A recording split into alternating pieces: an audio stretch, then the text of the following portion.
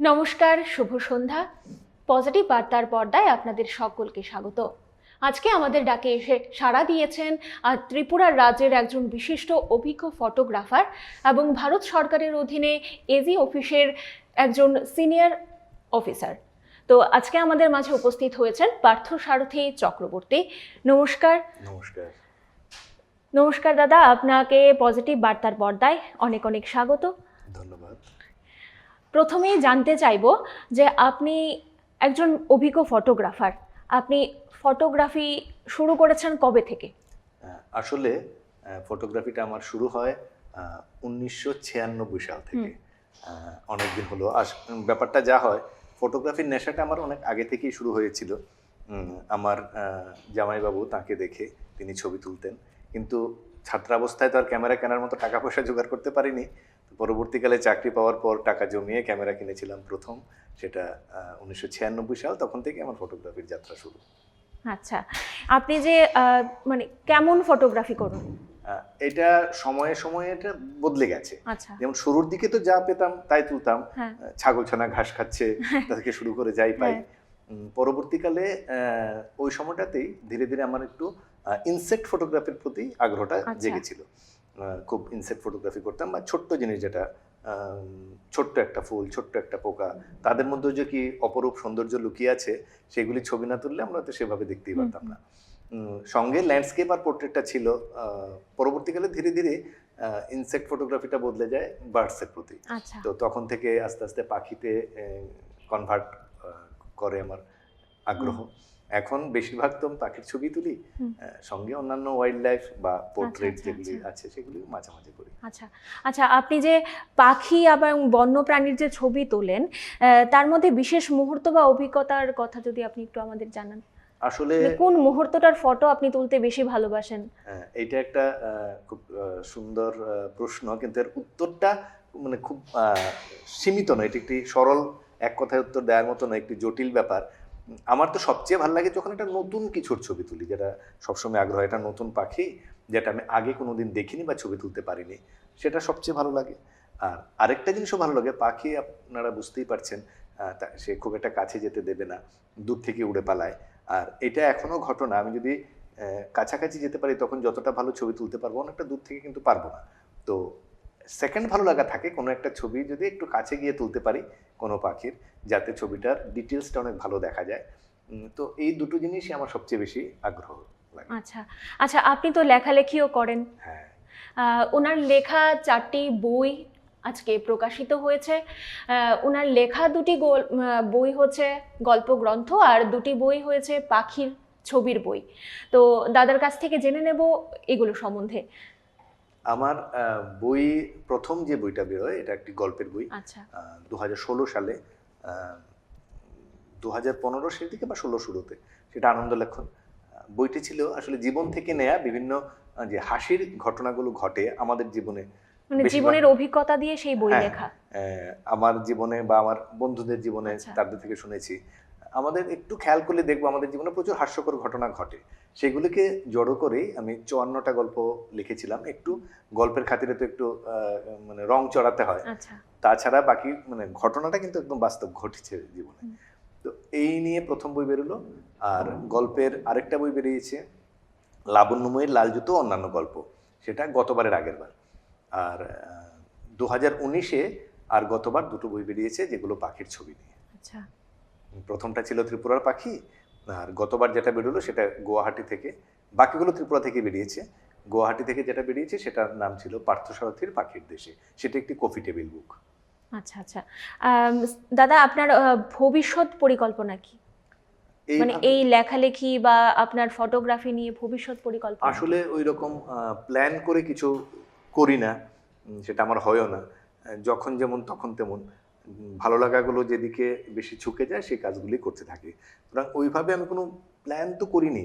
ছবি তুলে যাব, মেবি আরও কিছু বইও লিখবো। কিন্তু হ্যাঁ, আরেকটা বইয়ের কথা আমি বলতে চাই, যেটা আমার অদূর ভবিষ্যতে বেরোনোর ইচ্ছে আছে, অনেকটা কাজ এগিয়ে গেছে। কোভিডের কারণে একটা ধাক্কা পড়ে গেছিলো, আশা করি এই বছর সেটা কমপ্লিট করব। সেটা হলো আর্কিওলজিক্যাল অ্যাসেটস অফ ত্রিপুরা। ত্রিপুরার যেসব পুরাতাত্ত্বিক নিদর্শন আছে তাদের ছবি এবং তাদের সম্বন্ধে কিছু তথ্য নিয়ে একটি বই করার ইচ্ছে আছে। আচ্ছা, তো আপনার মতে একজন ফটোগ্রাফার বা লেখকের সাফল্যের মাপকাঠি কি হওয়া উচিত? এই দুটো ক্ষেত্রে আমরা ছবি তুলি বা বই লিখি, দুই ক্ষেত্রে আমি বলবো যে তিনটে জিনিসের দরকার। ফটোগ্রাফির ক্ষেত্রে যেমন ছবিটা একটা অবশ্যই একটা পয়েন্ট, একজন হলো ফটোগ্রাফার আর একজন দর্শক, এই তিনজন হলেই একটা ফটোগ্রাফির সার্থক। যদি দর্শকের ভালো লাগে একটা ছবি, সেখানে সার্থকতা। গল্পের ক্ষেত্রে বলবো ওই একই, একটি লেখা, একজন লেখক এবং একজন পাঠক অন্তপক্ষে দরকার। যদি একজন পাঠকেরও ভালো লাগে তাহলে সেটাই মনে করি আমার সার্থকতা। আর যেটা আপনি বললেন যে সফল বা এরকম হতে গেলে যত বেশি দর্শক বা যত বেশি পাঠক আমার ছবিকে অথবা আমার গল্পকে ভালোবাসবেন, আরেকবার পড়তে চাইবেন বা আরেকবার দেখতে চাইবেন, সেটা যত বেশি হবে ততই একটা ভালো লাগা বোধ তৈরি হয় এবং তাতে একটা তাগিদও তৈরি হয় আরো ভালো কিছু কাজ করার। আপনি কি আগে কোনো প্রজেক্টে কাজ করেছেন আপনার লেখালেখি বা ফটোগ্রাফি নিয়ে? আমি কোনো প্রজেক্টে কাজ করিনি, সম্পূর্ণ কাজগুলো আমার ব্যক্তিগত, সেখানে কোনোভাবেই মানে সমষ্টিগত বা প্রজেক্ট হিসেবে কোনো কিছু করা হয়নি। আমার প্রথম বইটা যেটা পাখির ছবির প্রথম বইটা 1919-এ বেরিয়েছিল, সেটাতে 1919 বা আমি একটু সালটা কনফিউজ করছি, সেটা যুগ্মভাবে করেছিলাম। তদানীন্তন এই যে ত্রিপুরা যিনি ছিলেন মনীশ কুমার, তার সঙ্গে।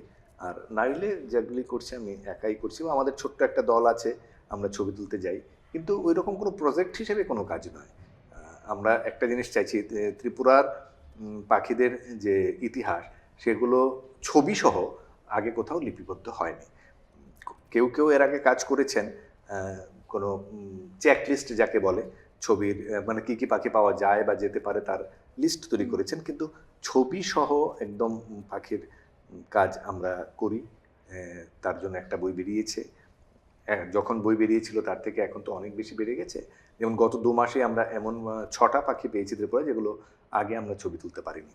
তো মেবি এই আপডেটেড আরেকটা বই বেরোতে পারে, কিন্তু এই মুহূর্তে সেই রকম পরিকল্পনা নেই। কারণ এইরকম একটা ছবির বই বার করতে গেলে যে পরিমাণ খরচ হয়, সাধারণত খুব প্রকাশকরা তত এগিয়ে আসেন না, কারণ তাদের খরচ ওঠার এবং লাভ করার একটা ব্যাপার আছে। তারা তো বই করেন ব্যবসা করার জন্য, কিন্তু এই বই বিক্রি হওয়া, একটা দামি বই, সেটা তো অত সহজ নয়। দেখা যাক, কোনো প্রকাশক যদি এগিয়ে আসেন তখন ভাবা যেতে পারে। আপনি যে একজন অডিট অফিসার, তো সেই চাকরির পাশাপাশি আপনি কি করে সেই ফটোগ্রাফি করেন বা লেখালেখি করেন, সেই সময়টা কোথায় পান? আসলে অফিস টাইমে তো চাকরি নিয়ে ব্যস্ত থাকতে হয়, সেটা সত্যি কথা। মাঝে মাঝে হয়তো একটু সময় এক্সটেন্ড হয়, কিন্তু আমার যে ব্যক্তিগত সময়টা, যেগুলো আমার নিজেকে দেয়ার, তার সবটাই জুড়ে থাকে হয় ছবি না হয় লেখা। এই জন্যই হয়তো আমি খানিকটা করতে পারি। যেমন ছুটির দিনগুলো, প্রত্যেকটা ছুটির দিন আমরা ছবি তুলতে বেরোই। আমরা বলছি যে, আমি বললাম যে আমাদের ছোট একটা গ্রুপ আছে, আমরা মিলে বেরিয়ে যাই কোনো না কোনো দিকে। সেই ভোর রাতে বেরিয়ে, যেমন এখন শীতকাল, চারদিকে পরিযায়ী পাখিরা আসছে, হয়তো মানে দিনের আলো পুরোটাই আমরা বাইরে বাইরে ঘুরবো, রাত থাকতে বেরিয়ে যাবো, আবার যখন ঘরে ফিরবো তখন রাত হয়ে গেছে। তো পারিবারিক সাপোর্ট যদি সেইভাবে না থাকে তাহলে হয়তো এগুলি করা সম্ভব না। তো এটা থাকে বলেই হয়তো করতে পারছি। আর অফিস ডেতে তো আর সেটা আমরা ছবি তুলতে যেতে পারি না, তো তখন অফিস করতে হয়। আর ছুটির দিনগুলো বা অফিস টাইমের আগে পরে লেখালেখি বা ছবি তোলা নিয়ে। এই যে সকালে বেরোন, তারপরে এই সন্ধ্যাবেলা বাড়িতে আসেন, তো এই সারাটা দিন কি এই পাখি নিয়েই থাকেন? হ্যাঁ, পুরোটা দিনই পাখি নিয়ে থাকি। আইদার ড্রাইভ করছি, কোথা থেকে কোথাও যাচ্ছি, অথবা গিয়ে সেখানে ছবি তুলছি বা পাখি খুঁজছি। আচ্ছা। আর খাবার সময়গুলিতে কোনো হোটেল বা কোনো একটা জায়গা থেকে একটু কিছু খেয়ে নেওয়া, যেখানে হোটেল থাকে না আমরা শুকনো খাবার সঙ্গে করে নিয়ে যাই, এটাই চলতে থাকে। মানে আচ্ছা, একটা আপনি কথা তো আছে না, কষ্ট না করলে কেষ্ট মেলে হ্যাঁ না, হ্যাঁ হ্যাঁ, বোধহয় একদম এটাই একদম। এই ক্ষেত্রে আরো বেশিভাবে প্রযোজ্য। আচ্ছা, আপনি তো একটা সময় আবৃত্তি করতেন, সেটা আমরা সকলেই জানি। তো আপনার কিছু আবৃত্তি যদি মনে থাকে তাহলে আমাদেরকে একটু শোনান। আচ্ছা, আমি ঠিক আছে। আসলে আবৃত্তি চর্চাটা যখন শুরু করি, সেটা অনেক ছোটবেলায়, আমি তখন ক্লাস 3। আচ্ছা। আমার স্কুলের একজন দিদিমণি, কেন জানি তার মনে হয়েছিল আমি আবৃত্তি করতে পারি, তিনি একটা আমাকে খাতায় লিখে দিতেন কবিতা, সেগুলো নিয়ে শুরু করি। তো আমার প্রিয় একটা কবিতা আমি বলছি, সেটা সত্যেন্দ্রনাথ দত্তের দূরের পাল্লার একটা সংক্ষিপ্ত রূপ বলি। ছিপ খান তিন দাঁড়, ছিপ খান তিন দাঁড়, তিনজন মাল্লা, চৌপর দিন ভর দেয় দূরপাল্লা, তিনজন মাল্লা। কঞ্চির তীর ঘর ওই চর যাচ্ছে, বুনো হাঁস ডিম তার শেওলায় ঢাকছে। চুপ চুপ ওই ডুব দেয় পান কৌটি, দেয় ডুব টুপ টুপ ঘোমটার বউটি। রূপশালী ধান বুঝি এই দেশে সৃষ্টি, ধূপ ছায়া যার শাড়ি তার হাসি মিষ্টি। মুখখানে মিষ্টিরে চোখ দুটো ভোমরা, ভাব কদমের ভরা রূপ দেখো তোমরা। পান বিনে ঠোঁট রাঙা চোখ কালো ভোমরা, রূপশালী ধান ভানা রূপ দেখো তোমরা।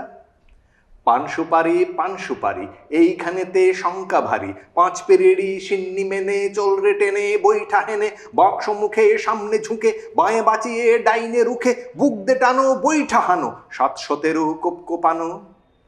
হাড় বেরুনো খেজুর গুলো, ডাইনি যেন ঝামর চুলো, নাচতেছিল সন্ধ্যা গমে, লোক দেখে কি থমকে গেল।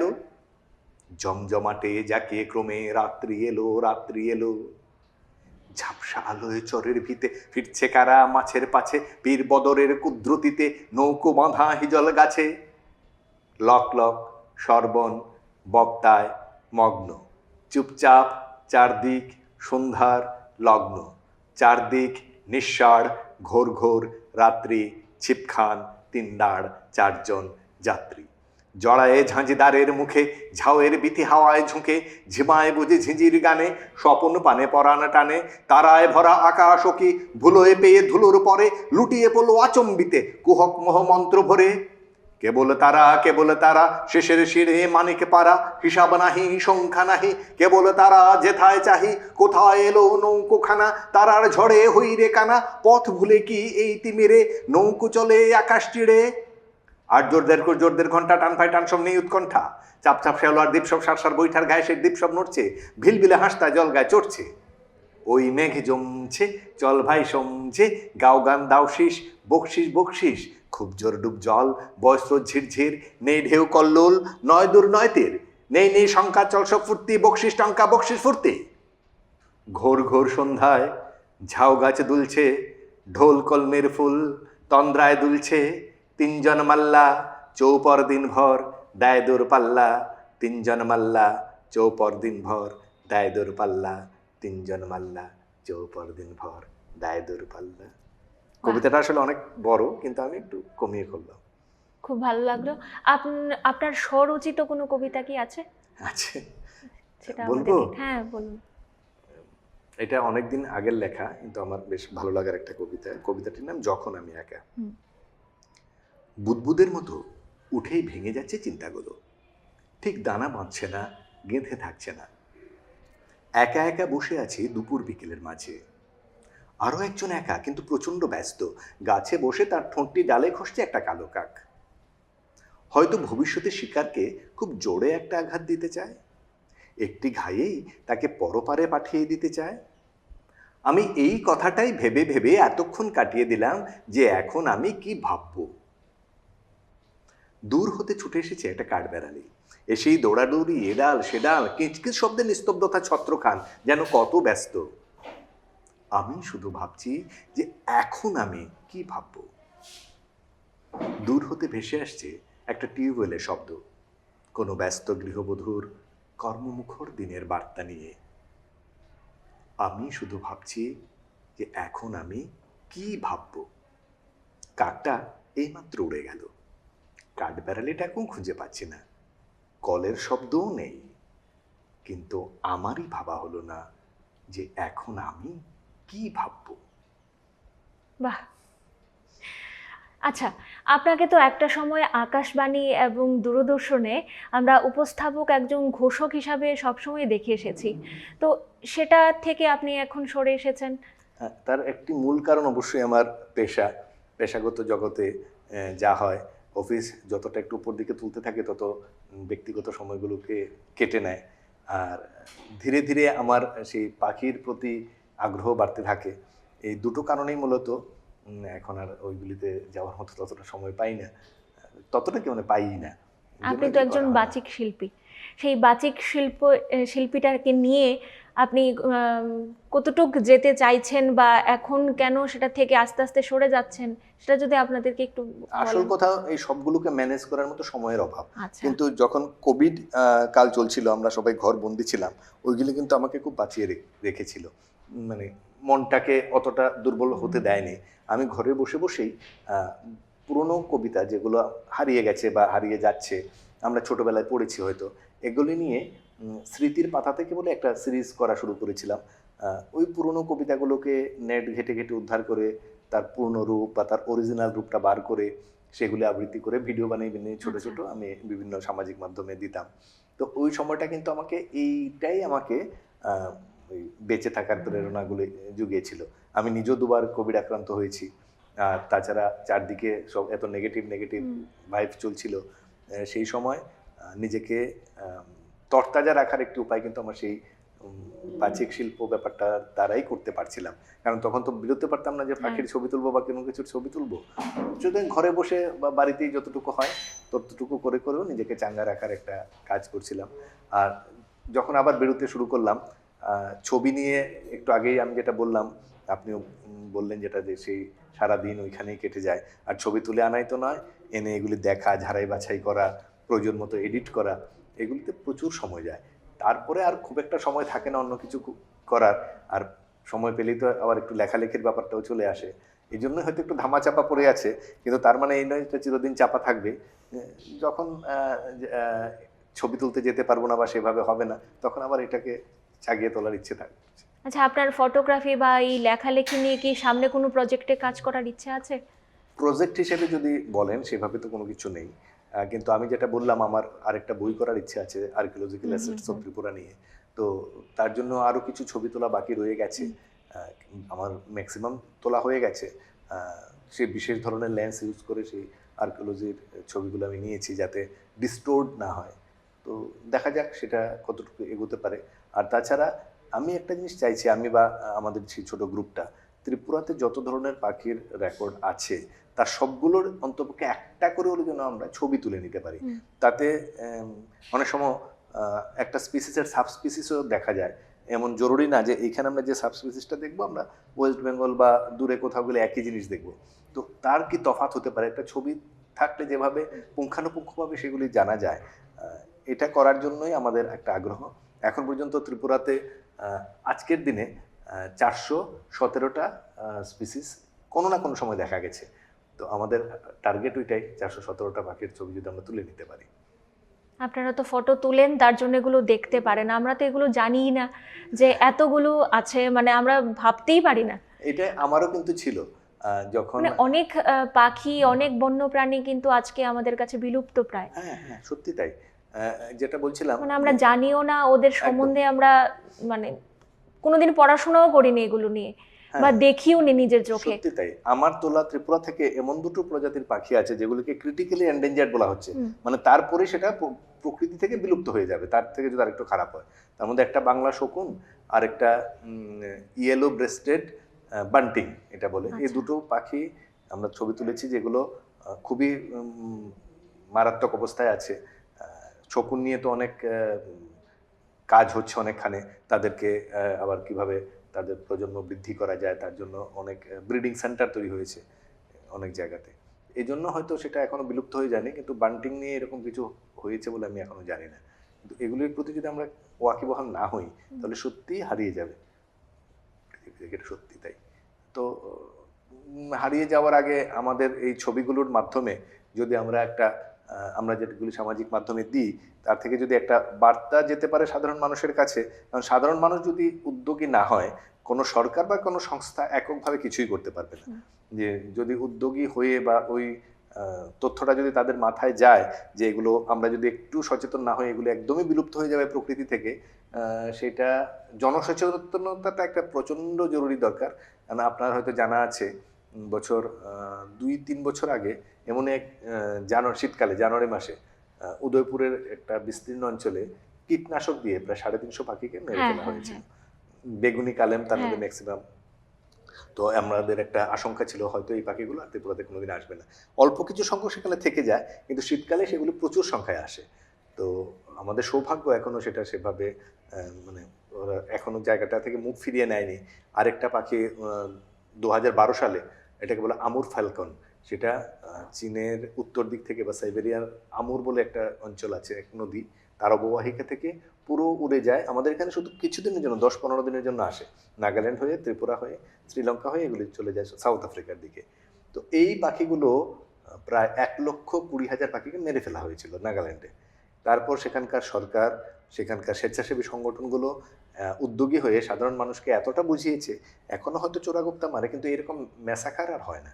এই রকম উদ্যোগ আমাদের সাধারণ মানুষের মধ্যে আনতে হবে, সাধারণ মানুষকে বোঝাতে হবে। তা না হলে পাখি কেন, অনেক জীবজন্তুই হারিয়ে যাবে। আর কেনা জানে যে এই জীবজন্তুগুলো হারালে পুরো যে জীব শৃঙ্খল, যেটা জৈব শৃঙ্খল বলি, সেটা নষ্ট হবে, আখেরে মানুষও থাকবে না। আচ্ছা, আপনি যে পাখির ফটো তোলেন, তো এই পাখি নিয়ে কি কোনো পড়াশোনা করেছেন, বা এগুলো নিয়ে তো পড়াশোনা করতে এগুলো হয়? নিয়ে আমার কোনো প্রাতিষ্ঠানিক পড়াশোনা তো নেই। আচ্ছা। যদিও আমার পড়াশোনাটা জীববিজ্ঞান নিয়েই ছিল, আমার গ্রাজুয়েশন বায়োসায়েন্সে। আচ্ছা। কিন্তু পাখি নিয়ে আলাদাভাবে তো ওইভাবে পড়াশোনা, মানে প্রাতিষ্ঠানিক কোনো ডিগ্রি বা শিক্ষা আমার নেই, কিন্তু তাহলে এই প্রতিনিয়ত পাখির পড়তে হয়। নামগুলো কোথা থেকে হ্যাঁ, কালেকশন করেন? প্রচুর বইপত্র আছে আচ্ছা, তার আচ্ছা। জন্য, নেট আছে, এবং হুম। তারপরও এক্সপার্টরা আছে। যেমন আজকেই একটা আলোচনা চলছে, আমি আপনাদের এখানে বসে বসে এটা চলছিল। আমারই এক খুব কাছের বন্ধু একটা পাখি তুলেছে, দুটো পাখির মধ্যে একটা কনফিউশন চলছে, দুজন এক্সপার্ট দুরকম বলছে, এটা নিয়ে একটা আলোচনা চলছে। তো সেটা একটা জায়গায় আসবে, কিন্তু ওই যখন আমরা একদমই কিছু পারি না, তখন এক্সপার্ট যারাদের সঙ্গে একটা যোগাযোগ হয়েই গেছে, তাদের কাছ থেকে জানতে চেষ্টা করি। কারণ খুব সূক্ষ্ম তফাতে দুটো স্পিসিসকে আইডেন্টিফাই করা হয়, বিশেষত ছোট পাখিগুলোর ক্ষেত্রে এইরকম চিনে নেওয়াটা খুব কঠিন হয় অনেক ক্ষেত্রে। তো ওই যা বললাম, বইপত্র, দেন নেট, না হলে ওই এক্সপার্টদের কাছে সাহায্য চাওয়া, ওই করেই করে নেওয়া।